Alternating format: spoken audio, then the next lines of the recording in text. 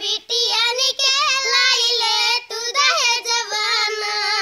केतना आल रही जियरा बिटियन के लाइले तू दहेजवाना खात पियत नहीं हरि के दाना बिटिया भइल सयानी हो बिटिया भइल सयानी गइल ससुरारी में शादी करी के बन के दुल्हन रानी की घर में बड़ी घरानी की घर में बड़ी घरानी रुपयन के लाइले तू दहेजवाना की घर में बड़ी घरानी रुपयन के लाइले तू दहेजवाना सासु ससुर और ननद न मिले तीनों किए विचार हो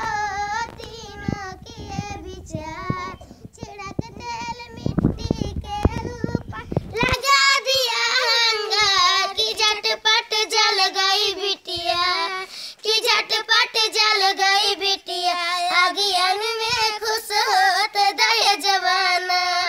कितना आल रही जियरा बिटियन के लाइले तू दहेजवाना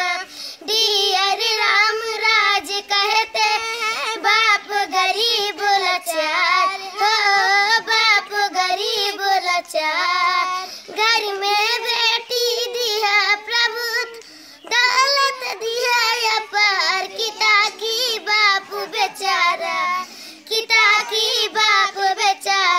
रुपयन के